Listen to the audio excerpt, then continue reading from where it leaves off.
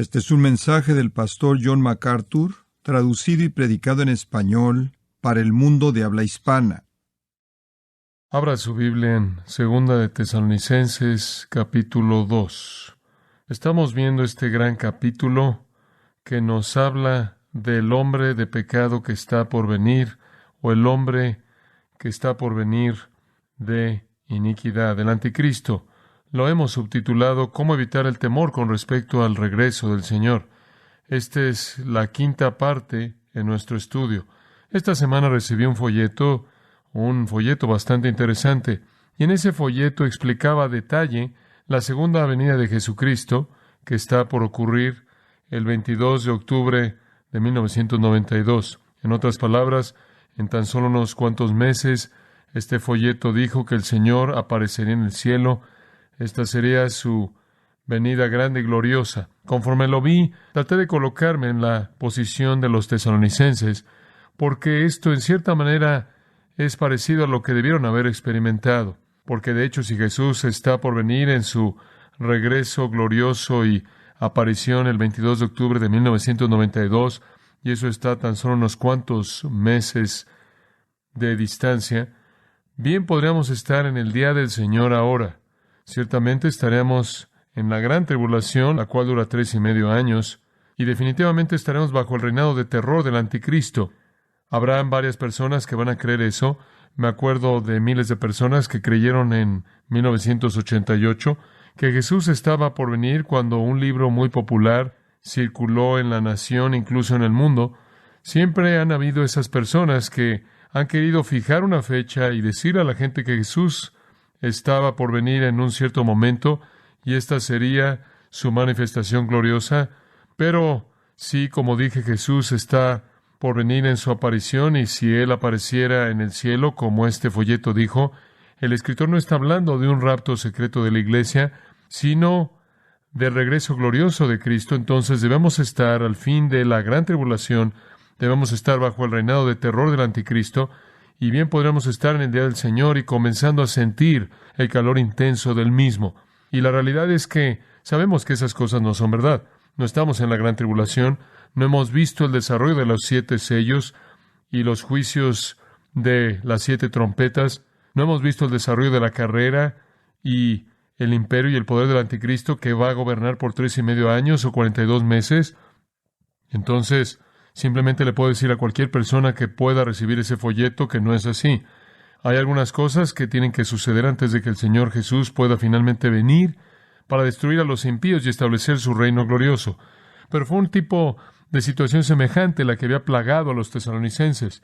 Alguien había venido a ellos con la palabra de que el día del Señor ya había venido. Estaban en Él, estaban en la tribulación. Debieron haberse perdido el rapto, que esperaban que los librara de ello, o no hubo rapto, y ahora estaban en el día del Señor. Esto fue probado a ellos por la persona o personas que les dijeron esto, diciendo que Pablo fue el que estaba enseñando esto, que lo recibió por un espíritu, lo dio en un mensaje, lo escribió en una carta, y el versículo 2 indica eso. Era importante, si en cierta manera usted iba a imponerle esa teoría en la iglesia, tener alguna autoridad para ella, debido a que era contradictoria a lo que Pablo enseñó. Entonces simplemente dijeron que Pablo había recibido una nueva revelación de algún espíritu, estaba predicando un nuevo mensaje y había escrito una nueva carta. Debido a que Pablo dictaba sus cartas, pudieron haber mostrado una carta no escrita con su letra y dijeron, bueno, fue dictada por Pablo. Esa podría ser la razón por la que al final del capítulo 3, Pablo dice en el versículo 17, escribo este saludo con mi propia mano, y esta es una marca distintiva en toda carta. Esta es la manera en la que escribo, para decir si alguien les da una carta y dice que es de mí, pero no tiene mi letra al final, es una farsa y una falsificación. Pero alguien había venido con este folleto, supuestamente de Pablo, anunciando que estaban en el día del Señor, que estaban muy cerca de la venida inminente de Jesucristo para juzgar al mundo, y de alguna manera esto estaba confundiéndolos, como dice el versículo 2, los sacudió de su compostura, los turbó profundamente, porque la suposición es que debieron haber pensado que no iban a estar en el día del Señor, lo cual indicaba que pensaban que iban a ser arrebatados antes de que el día del Señor comenzara. Entonces aquí estaban bastante confundidos y agitados y temerosos, que iban a caer, por así decirlo, en las manos de un Dios enojado, iban a ser llevados en el día del Señor, el cual es un día de ira feroz y final. Ese tipo de insensatez, promoviendo ese tipo de mensaje temeroso a la iglesia, todavía se está llevando incluso en el día de hoy. Ahora, ¿cómo es que Pablo enfrenta esto? ¿Cómo es que él quita nuestra ansiedad acerca del hecho de que quizás estemos en la tribulación o en el día del Señor y quizás no haya rapto o que de alguna manera nos lo perdimos, alguien más fue arrebatado y no nosotros? ¿Cómo es que él enfrenta esto? Bueno, él lo hace al establecer enseñanza muy importante que fluye desde el versículo 3 hasta el versículo 15 y después cierra con una bendición al final del capítulo.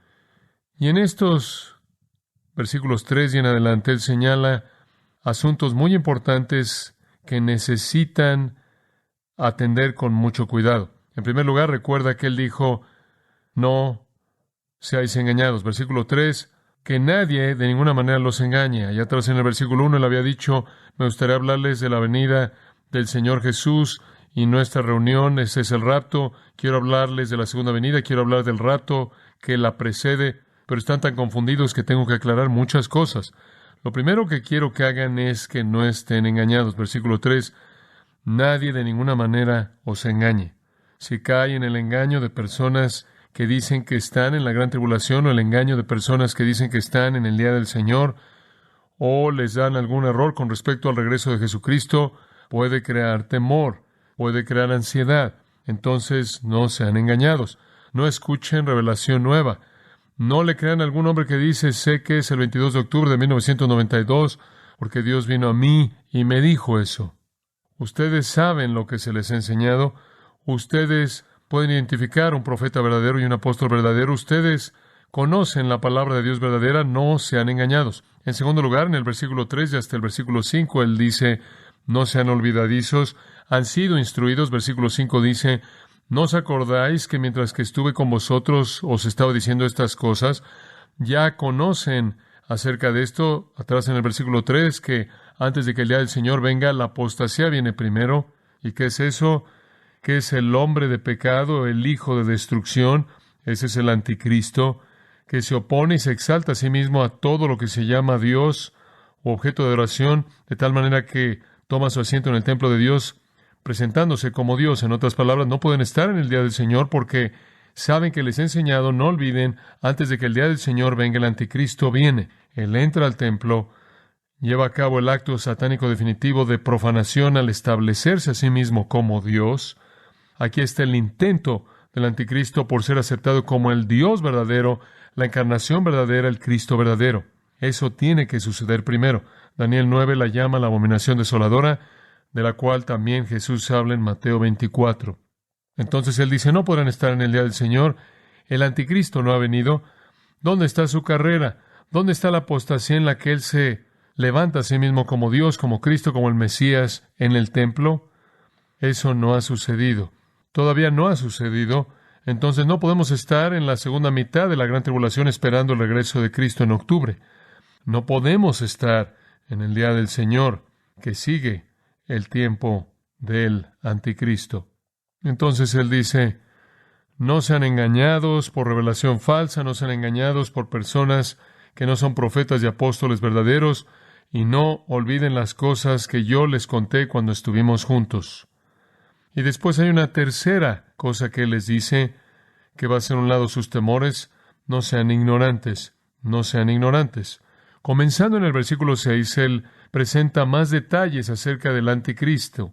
Él les dice, y ahora vosotros sabéis lo que lo detiene. Hay una fuerza que está deteniendo al anticristo. A Satanás le encantaría venir, tomar un hombre, vivir dentro de ese hombre como un hombre poseído por el diablo y cumplir la gran profanación, pero hay una fuerza que lo está deteniendo. Hay una fuerza deteniendo a Satanás de hacer eso. El versículo 7 dice que es el misterio de la iniquidad ya está en operación. En otras palabras, en la intención impía, la actividad del anticristo de Satanás ya está operando, el principio ya está operando, pero la manifestación definitiva de esto todavía no ha venido. Hay, como Juan lo dijo, muchos anticristos en el mundo ahora, muchas personas con una actitud de anticristo, pero el anticristo definitivo no ha venido aún, y no puede venir sino hasta que el que lo detiene es quitado. Y lo único que eso significa es que el Espíritu Santo, quien es la fuerza que está deteniendo a Satanás de traer a su Cristo falso definitivo e intente apoderarse del mundo, está deteniendo a Satanás. Algún día él se hará a un lado y dejará que eso suceda en el buen tiempo de Dios. Entonces el apóstol simplemente está dándoles más detalles y bosquejando lo que va a pasar, habiendo hablado de la revelación del anticristo en los versículos 7 y 8, al final del versículo 8, él habla de su destrucción. El Señor lo va a matar con el aliento de su boca y traer a un fin su plan entero mediante la manifestación de su venida. En otras palabras, Él va a seguir hasta la segunda venida y en ese punto el Señor va a destruirlo y su operación. Él pasa de su revelación y destrucción a su poder. En los versículos 9 y 10, Él es tan poderoso que Él tiene poder para hacer señales y maravillas falsas. Él es tan poderoso que Él puede producir todo el engaño que la impiedad puede producir. Y después Él habla de su influencia es sobre aquellos que perecen. Esos son los impíos del mundo. Entonces Él dice, no quiero que ignoren esto. No pueden estar en el día del Señor porque hay algunos precursores, algunas cosas que van a suceder antes del día del Señor. Permítanme escoger uno. La apostasía o la abominación desoladora. El tiempo cuando el anticristo de Satanás, el Cristo falso, el Dios falso entra al templo, literalmente se establece como Dios, demanda que el mundo entero lo adore, lo cual lo hacen, presenta su punto de poder mediante señales y maravillas falsas. Cuando Él viene, eso es antes del día del Señor. No pueden estar en el día del Señor. Él no ha venido. Él será poderoso. No se lo van a perder. Él va a engañar al mundo entero de gente que está pereciendo. Entonces no será algún acontecimiento oscuro, aislado, pequeño.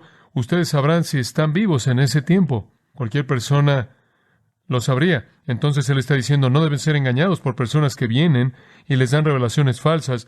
No deben olvidar lo que saben que se les ha enseñado. No deben ser ignorantes de los detalles del futuro o podrían encontrarse temiendo a la segunda venida. Hay un cuarto componente, este es muy importante. No sean incrédulos. No sean incrédulos. Aquí hay una advertencia a cualquier persona que puede estar en esa iglesia que no es un cristiano verdadero, que no es un creyente verdadero. Él está diciendo, de hecho, si no son engañados y si no son olvidadizos y si no son ignorantes, no tendrán miedo. A menos de que no seas un creyente. Porque Él dice al final del versículo 10 que la gente que perece son los que no recibieron el amor de la verdad para ser salvos. Aquellos que se pierden significa los condenados o los perdidos, aquellos que van camino al infierno eterno. Y Él dice, no estén entre ellos. Perecen porque esta es una de las afirmaciones más importantes en todos los textos de salvación. ¿Por qué la gente se va al infierno? ¿Por qué la gente perece? ¿Por qué son castigados eternamente? Aquí está. Por cuanto no recibieron el amor de la verdad para ser salvos. Es una decisión humana. Es una indisposición a aceptar la verdad. Escuche, no hay predestinación doble. La gente perece no porque Dios los ordenó al infierno. La gente perece debido a su propia decisión de rechazar la verdad. La Escritura es absolutamente clara en este asunto. Regresando, por ejemplo, a las palabras de nuestro Señor mismo en Juan capítulo 5 y versículo 39. Jesús hablando, escudriñad las Escrituras, porque a vosotros os parece que en ellas tenéis la vida eterna, y estas son las que dan testimonio de mí. Después, versículo 40. Y no queréis venir a mí para que tengáis vida. Su problema no es una falta de información. Ustedes escudriñan las Escrituras y hablan de mí, pero ustedes no quieren venir a mí para que puedan tener vida. Su antipatía, escuchen, su antipatía hacia la verdad no es intelectual. Su antipatía hacia la verdad es moral. ¿Entendió eso? Su resistencia hacia el Evangelio no es intelectual. Su resistencia al Evangelio es moral. En Juan 8, versículo 24, Jesús dijo esto. Por tanto os digo que en vuestros pecados moriréis, porque a menos de que creáis que yo soy, en vuestros pecados moriréis. ¿Por qué la gente se va al infierno? Porque mueren en sus pecados. Sus pecados nunca han sido perdonados, nunca han sido cubiertos, expiados, y entonces el infierno es donde pagarán por ellos para siempre. ¿Por qué mueren en sus pecados? Porque no creen en mí. ¿Por qué no creen? Porque están indispuestos a creer. Es cuestión de voluntad humana. Y de nuevo digo, su antipatía no es intelectual, es moral. Es moral. Si usted se acerca a alguien y dice, hay un Dios que te ama y un Dios que te ama tanto, que Él vino al mundo en la forma de un hombre a morir en una cruz para pagar el castigo de tus pecados. Y Él quiere perdonarte todos tus pecados. Y Él quiere que tú estés libre de toda culpabilidad o toda condenación o todo juicio. Y Él quiere que pases la eternidad en la gloria y bendición y gozo y felicidad y paz. Me atrevo a decirle a usted que alguien va a decir, me gusta eso. Me gusta eso. Me gusta un Dios que está dispuesto a perdonar todos mis pecados. Estoy muy emocionado por un Dios que pagó el castigo por mis pecados para que nunca sea castigado por ninguno de ellos. Me gusta un Dios que quiere quitar toda mi culpabilidad. Me gusta eso. Me gusta un Dios que quiere darme paz y gozo y amor y satisfacción. Me gusta eso. Pero la clave en la historia entera es esta. ¿Estás dispuesto a abandonar tu pecado, arrepentirte de él y volverte hacia el camino de la justicia y abrazar a Jesucristo como Señor? Como puede ver, la decisión es una moral, no una intelectual. Usted le da a alguien la información intelectual del Evangelio, pero ahora usted los confronta y les dice, ¿amarás la verdad o amarás tu pecado? Y usted, de hecho, que enfrente un dilema moral. Y de hecho, según Juan 3:19, se resuelve simplemente en estas palabras. Los hombres amaron las tinieblas más que la luz porque sus obras eran malas. Venir a Cristo no es una decisión intelectual, es una moral. Es una decisión que dice, ya no amaré mi pecado, amaré a Cristo. ¿Será tan amable en ver el versículo 10? Perecen por cuanto no recibieron el amor de la verdad para ser salvos. Si hubieran recibido el amor de la verdad, serían salvos. Observe esto, por favor. No dice que no recibieron la verdad, sino que no recibieron ¿qué? El amor de la verdad. Esta frase maravillosa que nos enseña es usada únicamente aquí y nos dice lo que realmente está involucrado en aceptar a Cristo y el Evangelio. ¿No tenían deseo por ser salvos? ¿Amaron su pecado? No, la verdad. Ahora, ¿qué es la verdad? Bueno, ciertamente es el Evangelio del Señor Jesucristo, la verdad que salva, el amor de la verdad para ser salvos. Entonces, tendrá que ser la verdad salvadora y la verdad salvadora es el Evangelio.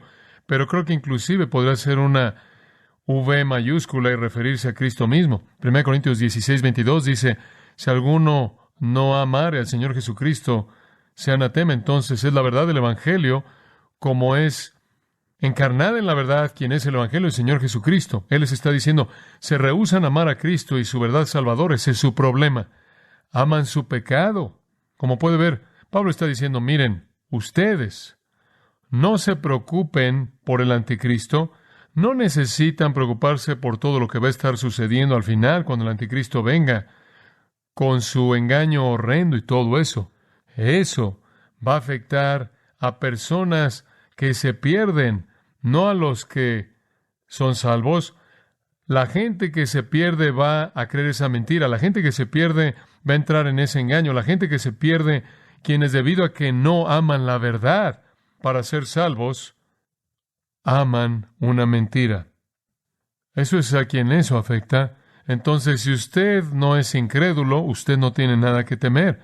Tengo que decirle a una persona incrédula, tiene usted que temer la venida de Cristo, ¿verdad? Tiene que temer el regreso de Cristo en gloria en su día, porque Él viene en juicio en contra de todos los impíos. Y usted tiene que temer la venida del anticristo, quien va a engañarle a usted con todo el engaño que la impiedad puede producir. Pero aquí está la condición verdadera de un incrédulo. De regreso en el versículo 8 del capítulo 1, no conocen a Dios, no obedecen el Evangelio de nuestro Señor Jesús, y aquí no aman la verdad. ¿Cómo describiría usted a un incrédulo? No conoce a Dios, no obedece el Evangelio, no ama la verdad, siendo Cristo y su obra maravillosa de expiación. Aman su pecado, aman lo que creen, y lo que creen es en sí mismos, aman la mentira de Satanás y odian el Evangelio y a Cristo. Esa es una decisión humana. Esa es una decisión deliberada y llevan de manera completa la culpabilidad por ese rechazo. Como dije, uno de hecho puede recibir la verdad, pero no amarla. Uno puede afirmar intelectualmente la verdad y no amarla. Usted tiene ilustraciones de esto, por ejemplo, Juan 12. Simplemente escuche esto. En Juan 12, versículo 42, muchos incluso de los líderes creyeron en él intelectualmente, pero debido a los fariseos no estaban confesándolo para no ser expulsados de la sinagoga. Y escuche esto, porque amaban la aprobación de los hombres más que la aprobación de Dios. Como puede ver, convertirse en un cristiano es amar a Dios, y amar a Cristo, y amar el Evangelio, y amar la aprobación de Dios, más de lo que usted ama cualquier otra cosa. Jesús lo dijo de otra manera. Si alguno ama a padre o madre más que a mí, no es digno de ser mi discípulo. Es un asunto de amor aquí. Es un asunto de amar a Dios, amar a Cristo, amar la justicia y odiar el pecado. Pero los que se pierden porque no amaron, no porque no oyeron, ni siquiera porque no entendieron, ni siquiera porque no vieron que podía ser verdad o incluso afirmar que es verdad, sino porque no amaron a Cristo y odiaron el pecado. ¿Prefieren amar el pecado, amar las mentiras? Esas son las personas que son engañadas por Satanás. Usted ve al mundo que lo rodea. Ustedes que son cristianos dicen, tengo una Biblia, y es tan clara, y tan maravillosa, y tan comprensible, y cambia la vida. ¿Cómo es posible que otras personas no lo vean como yo lo veo? ¿Qué está mal con ellos? Escuche, no es cuestión de su mente, no es cuestión de su manera de pensar, es cuestión de su moralidad. Aman su pecado. Eso es lo que los detiene. Y al amar al pecado, deben amar las mentiras, porque para amar el pecado usted debe aceptar una mentira, ¿no es cierto? Que el pecado es benéfico. Ahora, los resultados de esta incredulidad deliberada son devastadores. Versículo 11. Por esto, Dios les envía un poder engañoso, una influencia engañosa, para que crean la mentira. Esto es poderoso. Debido a su incredulidad deliberada, debido a su rechazo deliberado de amar y obedecer la verdad y ser salvos, hay una recompensa severa divina. Él dice en el tiempo final, cuando el anticristo venga, esas personas que no habrán creído de manera deliberada van a sufrir consecuencias de esa incredulidad, consecuencias severas. ¿Cuáles son las consecuencias? Versículo 11. Dios les enviará. Eso es juicio divino. Eso es juicio divino. Dios les envía. ¿Qué pensamiento? El poder soberano de Dios va a actuar en los incrédulos para sellar su destino. Para sellar su destino. ¿Qué les va a enviar? Un poder engañoso para que crean la mentira. ¡Wow! Dios va a enviarles literalmente una fuerza de engaño, una fuerza engañosa para que puedan creer lo que es falso. Si usted leyera el libro de Apocalipsis y recuerda cuando el anticristo venga, dice que el mundo entero lo adora. ¿Sabe usted por qué? Porque Dios toma a aquellos que han sido incrédulos deliberados y les envía una fuerza engañosa que hace que ellos crean esa mentira. Usted podría preguntarse a sí mismo cómo es posible que la gente pueda creer que el anticristo es el Cristo verdadero. ¿Cómo pueden ser arrastrados en la mentira de Satanás? Porque Él hace señales y maravillas poderosas parcialmente, porque Él está el Salvador de un mundo atribulado parcialmente, pero realmente el meollo de todo es que Dios les ha enviado una influencia engañosa. Dios judicialmente les está diciendo, escogieron creer una mentira y ahora los he endurecido para que no puedan creer la verdad si la oyeran. Lo único que puede creer es una mentira. Nos recuerda, ¿no es cierto?, a Faraón. Ustedes recuerdan en el Antiguo Testamento cuando Dios estaba esforzándose por hablarle a Faraón para que liberara a los hijos de Israel de la opresión y la esclavitud en la que estaban cautivos. Usted recuerda que Dios expresó lo que Él quería que fuera hecho. Deja ir a mi pueblo. Y si usted lee a lo largo del libro de Éxodo, usted lee, Faraón endureció su corazón, Faraón endureció su corazón, Faraón endureció su corazón. Y después de pronto lee usted, Dios endureció el corazón de Faraón. Éxodo 9:12. Dios endureció el corazón de Faraón. Faraón escogió un camino. Dios lo fijó en ese camino, del cual él nunca podía regresar. Fue como Proverbios 5:22, prenderán al impío sus propias iniquidades y será cautivo con las cadenas de su propio pecado. Es algo aterrador, pero Dios va a sellar a la gente en incredulidad. Regreso a ese conocido 6º capítulo de Isaías. Dios le dice a Isaías, quiero que vayas y le digas a este pueblo, quiero que vayas y prediques arrepentimiento, predica justicia, predica juicio. Y en Isaías 6:9 Dios dice, ve y dile a este pueblo. Después Él dice esto, sigan oyendo pero no perciban, sigan viendo pero no entiendan.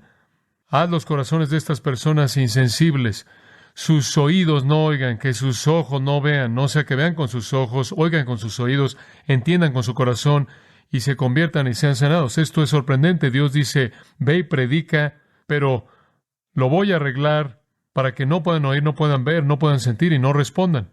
Ese mismo pasaje es repetido varias veces en el Nuevo Testamento. En el caso de Mateo capítulo 13, Jesús habla en parábolas. ¿Por qué? ¿Por qué es que Él habla en parábolas? ¿Por qué no nada más habla de manera clara? Y Él dice, hablo en parábolas, Mateo 13:13, porque viendo no ven, mientras que oyen no oyen, ni entienden. Y estoy cumpliendo la profecía de Isaías. Seguirán oyendo, pero no entenderéis. Seguirán viendo, pero no percibiréis. Porque el corazón de este pueblo se ha vuelto insensible y sus oídos apenas pueden oír. Y han cerrado sus ojos para que no vean con sus ojos y oigan con sus oídos y entiendan con su corazón y se conviertan y lo sanen. En otras palabras, lo han hecho por sí mismos y ahora se los estoy haciendo a ellos. Eso es repetido en Marcos 4:12, Lucas 8:10, Juan 12:40, Hechos 28:26 y 27. Ese mismo pasaje de Isaías. Si no oye y no oye y no ve, el día vendrá cuando usted no pueda oír y no pueda ver. Si usted rechaza la verdad, el día vendrá cuando lo único que puede creer es una mentira, conforme Dios lo endurece usted en el camino que usted ha escogido. Entonces el juicio viene de una manera muy interesante. Él dice, el juicio viene en que Dios envía sobre ellos una influencia engañosa para que puedan creer lo que es falso. Son sentenciados judicialmente por Dios para aceptar la maldad como si fuera algo bueno y una mentira como si fuera la verdad. Han escogido la mentira y la van a recibir y nada más. Debería ser interesante señalar aquí que Dios realmente está usando a Satanás y al anticristo como el medio de su juicio. Él está usando a Satanás y al anticristo para castigar a los que se pierden, que se rehúsan a amar a su Hijo. A usted no debería sorprenderle eso. No es raro para Dios el hacer simplemente eso. Si usted fuera a regresar, por ejemplo, al Antiguo Testamento, encontraría que Dios, por ejemplo, en Primero de Reyes, simplemente una ilustración aquí, capítulo 22 y versículo 23, usa la fuerza de Satanás para su propio propósito. Ahora, por tanto, aquí Jehová ha colocado un espíritu engañoso en la boca de todos estos vuestros profetas. Dios dice, han sido desobedientes, y han sido desleales, y han sido infieles, y voy a enviarles un espíritu que va a engañarlos a través de la boca de estos profetas. Y eso es precisamente lo que Él está diciendo, el anticristo, el Cristo falso, el falso está por venir. Él va a hablar mentiras, pero voy a enviar una influencia engañosa, y van a creer esas mentiras como si fueran realmente verdad.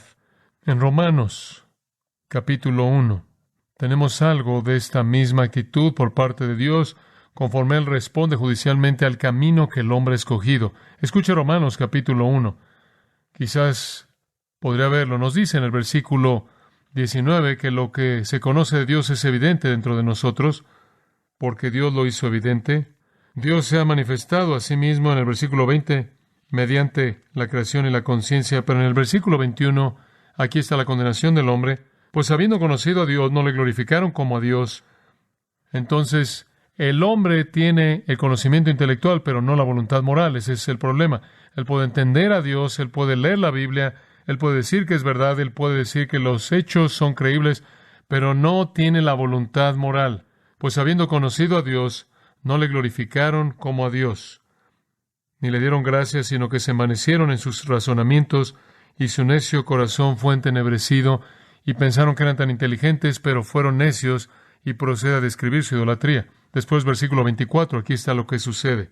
Por lo cual, también Dios los entregó. Versículo 26, por esto Dios los entregó. Versículo 28.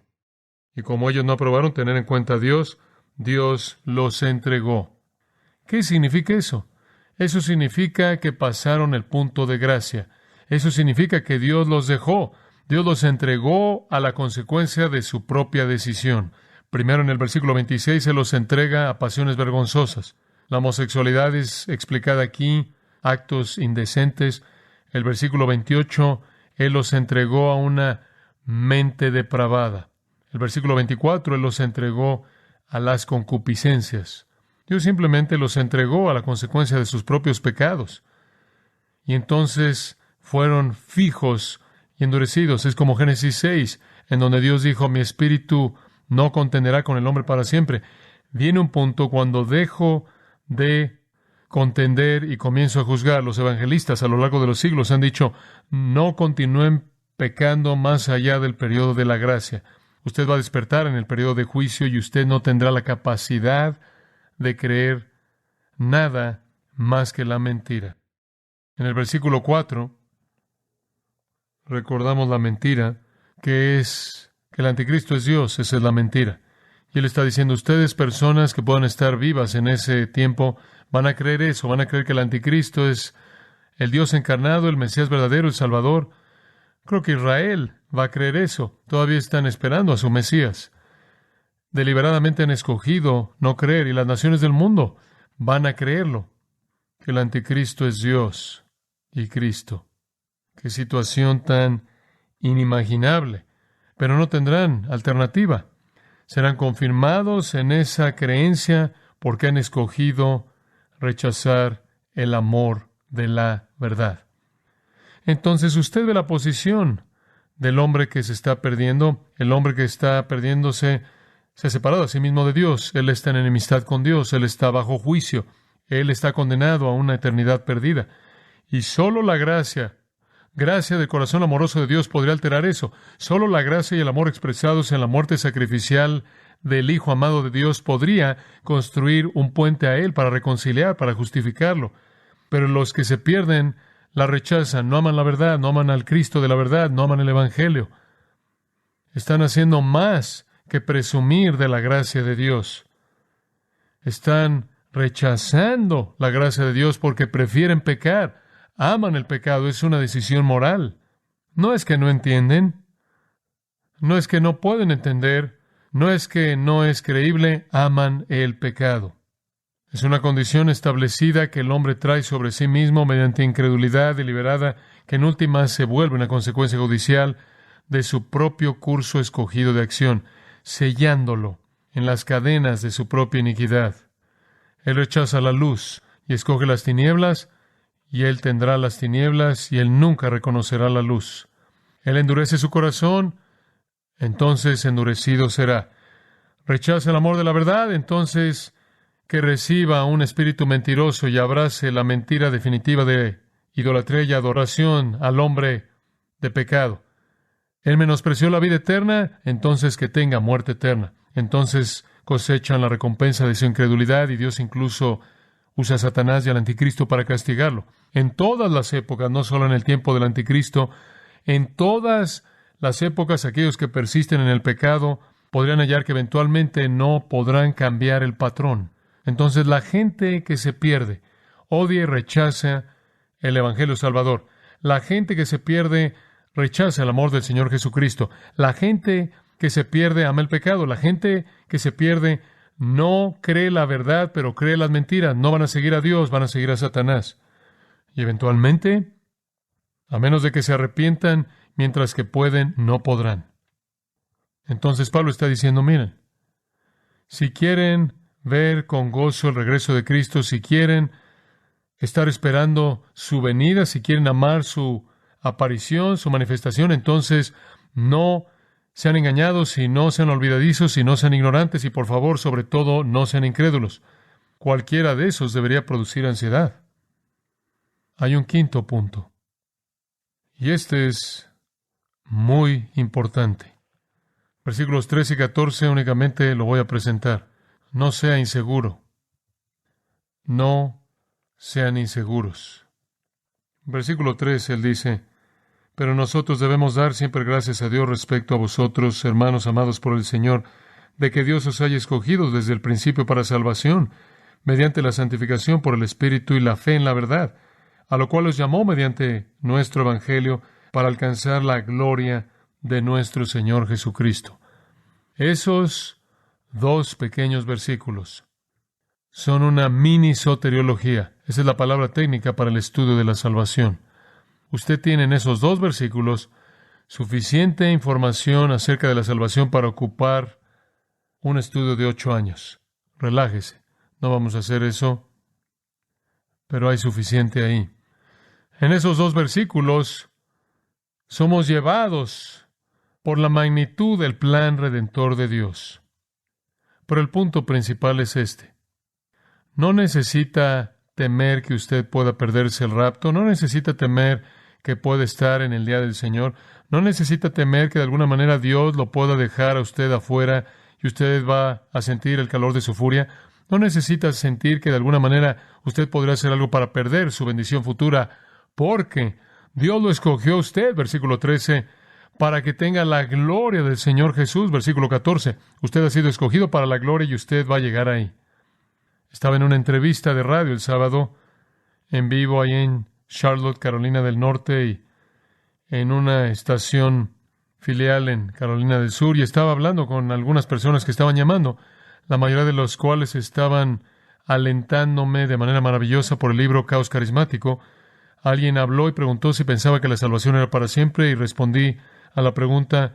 Inmediatamente fue seguida por otro que llamó y dijo, mira, debo obedecer al Señor y debo trabajar muy duro, porque si no trabajo duro voy a perder mi salvación. Entonces él dijo, si crees, esto de hecho fue lo que él estaba diciendo, no sus palabras exactas, si crees que la salvación es para siempre, vas a hacer que la gente sea floja, indiferente y desobediente porque no tienen nada que aferrarse. Todo está cubierto, todo es hecho por ellos, no demanda nada y vas a producir a personas que son indiferentes a la responsabilidad espiritual. Pero él dijo, yo sé que puedo perder mi salvación y entonces trabajo y obedezco para mantenerla. Y mi respuesta a él fue simplemente que yo trabajo y busco obedecer y no mantener mi salvación, sino agradecerle al Dios que mantiene mi salvación por guardarla. Él está diciendo a los tesalonicenses, miren, se les ha dado una salvación eterna, que comenzó con el amor de Dios en la eternidad pasada y terminará en su glorificación. Y ustedes no se van a perder en algún punto. Son los amados del Señor, son los escogidos, dice él. Han sido apartados por el Espíritu Santo. Han ejercido fe en la verdad, han sido llamados mediante el Evangelio, y el fin de todo eso es para que puedan ganar la gloria que le pertenece a nuestro Señor Jesucristo. No tienen nada que temer, no estén inseguros. Entonces él dice en el versículo 13, siempre debemos dar gracias a Dios por vosotros. Quiero agradecerle a mi Dios porque la salvación que Él les ha dado a ustedes es para siempre. Quizás él recordó Juan 6 cuando Jesús dijo, todo lo que el Padre me da vendrá a mí y yo no he perdido nada. Nadie se cae por las grietas de la salvación. No hay grietas. Entonces él dijo, quiero agradecerle a Dios por ustedes, en contraste a aquellos que se rehúsan a creer, que rechazan el amor de Cristo, que rechazan obedecer la verdad. Son aquellos que deliberadamente lo hacen y son ustedes. En contraste a aquellos a quienes Dios juzga en condenación, están aquellos que glorifican la salvación. En contraste a aquellos que son dados al engaño satánico, están aquellos que son dados a la verdad. En contraste a aquellos que reciben los horrores del anticristo, están aquellos que reciben las bendiciones de Cristo. Entonces Él dice, estoy tan agradecido por ustedes. Estoy tan agradecido porque ustedes son hijos de Dios y ustedes nunca experimentarán la ira. No sean engañados, no sean olvidadizos, no sean ignorantes, y no sean incrédulos, y no sean inseguros. Si pudiera tan solo añadir una afirmación como un comentario al margen que le ayudaría a usted a entender algo de la majestad y algo de la maravilla de este asunto de la salvación, sería esta afirmación. En la condenación, Dios actúa en respuesta a la decisión humana. En la condenación, Dios actúa en respuesta a la decisión humana. En la salvación, el hombre actúa en respuesta a la decisión divina. Así es como la Escritura siempre lo presenta. Y entonces Él dice, a ellos los condenaré y enviaré una influencia engañosa sobre aquellos que rechazan el amor de la verdad.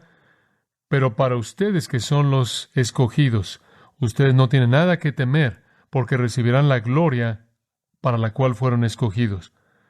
Padre, te agradecemos por este gran pasaje. Tanto más que aprender de él, pero no queremos ser arrastrados en algún engaño insensato de que la gran aparición de Jesucristo viene en octubre. No queremos ser olvidadizos de lo que sabemos que la Biblia enseña acerca de los acontecimientos de ese tiempo que pueda ser de eso una imposibilidad. No queremos ser ignorantes acerca de cosas que necesitamos entender en mayor plenitud. Y Señor, como Pablo habría esperado que no hubiera un incrédulo en la iglesia en Tesalónica, así también yo espero y oro que no haya nadie aquí que sea un incrédulo, porque tienen mucho que temer. Y después, Señor, que no seamos inseguros. ¿Cómo podríamos estar inseguros con el Dios que planeó nuestra salvación desde antes de la fundación del mundo? Entonces, Señor, ayúdanos a esperar a nuestra reunión con Jesucristo, esperar al tiempo cuando el Salvador venga para llevarnos y guardarnos de esa hora de prueba que viene sobre el mundo entero. Ayúdanos a regocijarnos porque no pasaremos por el día del Señor ni sentiremos nada de su furia. Ayúdanos a darnos cuenta de que el día está por venir cuando Jesús venga, no para encontrarnos en la tierra y sorprendernos en juicio, sino para encontrarnos en el aire y llevarnos al cielo, para vivir en el lugar que Él ha preparado para nosotros. Gracias porque Él viene para librarnos de la ira venidera, y que esperemos el regreso de Cristo con gran esperanza y sin ansiedad. Que amemos su manifestación. En su gran y bendito nombre oramos. Amén. Usted ha escuchado a John MacArthur, maestro bíblico de gracia a vosotros. Para más información y acceso gratuito a todos los mensajes de John,